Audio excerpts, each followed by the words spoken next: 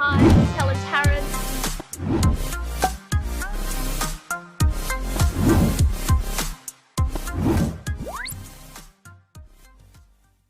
Welcome to another episode of Commercial Property Roadshow. We're here with Helen Tarrant, and one of the things that I love doing is going and exploring interesting places. But one of the things I want to actually talk about is how to combat vacancies, because one of the things that people ask me all the time is about vacancies and how to combat them, especially in this current market. But I'm just here, and we're here in totally a residential area in Sydney. So we're in Burwood in Sydney, and you can see it's all a residential area all around here behind me. But this interesting little residential property behind me here, you can see this one here behind me, it's actually a dentist, orthodontics, and also a baby imaging center, which is quite interesting, because we talk about like tenants and how they gather together, and we talk about right currently in this market is actually about efficient use of space and how you get the right tenants with the right efficient use of space. And you can see that right outside here, we can see that it is a residential converted to a commercial, so it's an older style house, and it's probably in the 30s or 40s. And this is actually quite common in areas like this, where you've got, if I look down the road there, hopefully you can see it behind me, we've got Westfield just there as well, so it's within walking distance to Westfield. They've got street parking, which is really great, which means people can just pull up and park in an area like this, and they can get most of their dental and orthodontics works and all, as well as their imaging done. So it's quite a good, interesting combination, and you can see that they also have modified this property at the outside with disability ramps and access and all the things that makes it compliant.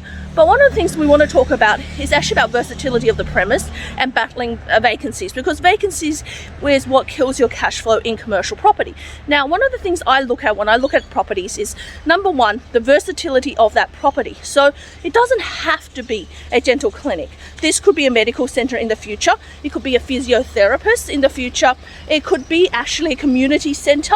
And this place could also be a place where people do training as well. So it could be for an RTO or a training college and all the things that are associated with it. So you could get 4 or 5 different uses for this one property, even though you've got a current tenant in there.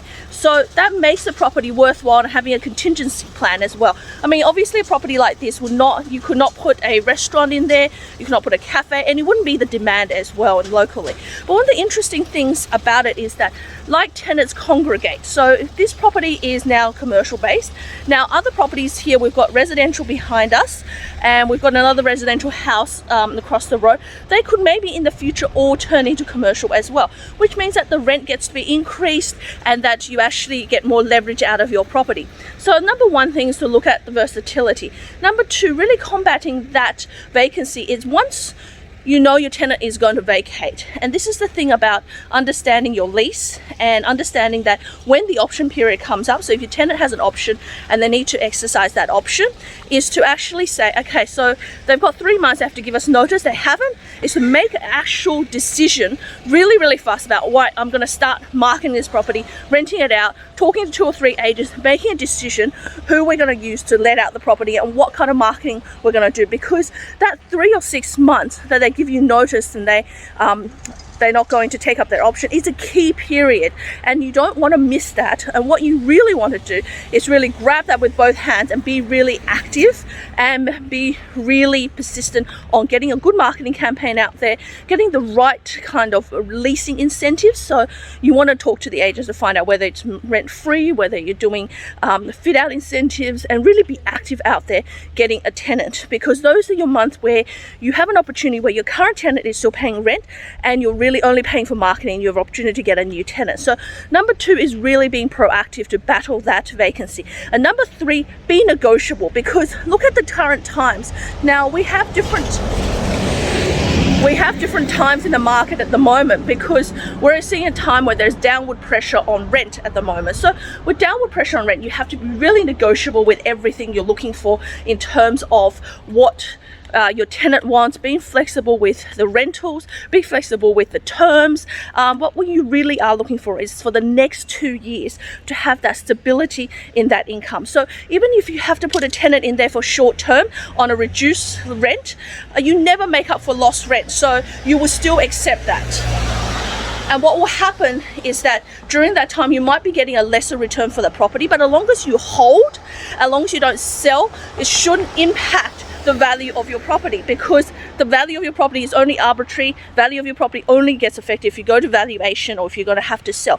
But if you just have a tenant in there as a holding income for the next couple of years, as the market stabilizes and then there's more upward pressure on rent, you can always replace that tenant. So that's one of the strategies you can use if you're finding that you're struggling to get the same type of rent. Now, obviously, what you want to do, and number 3, and that was, continue on from our number 3 point, is to actually find the best tenant that suits that property. Now, you have to make a decision. Do you wait for that tenant and potentially wait another 3 or 4 months for that tenant to come along, or do you take the first tenant that comes along? Sometimes the first tenant that comes along may not be the correct tenant. So that leads on to point number 4, and really it's about assessing your tenants. So making sure that you assess your tenant correctly, looking at their history, why the premise suits them, where they're coming from, basically the mix of their business and why they want that premise, and looking at longevity wise in the next 5 or 10 years to see if that business is really going to do well in that premise, or whether it just doesn't have the traffic flow or the parking. For example, if you had an office space that occupied that property, if the tenant was to move out and they do a lot of high level traffic in there, so they might do trucks, or they might have lots of bulky goods, then it's not going to be correct for them, because they won't have any areas for park, they won't have a turnaround area, it'll be really high traffic, it'll disturb the neighbors, and ultimately they'll have to vacate because they'll probably have complaints to the council and the local authorities. So you want to look at a tenant that is suitable. But if you've got a tenant there that might turn out to be a community center doing say lots of groups or workshops and meetings for, let's say, mums, or maybe early childhood education, then that could be ideal there, because it's got a parking area at the back, it's got disability ramps. So really about finding the tenant's suitability and looking at the longevity of that property. So when you are looking at a tenant, do look into a little bit further, but remember, we are in this current market where there's downward pressure on rent, so you've got to be proactive.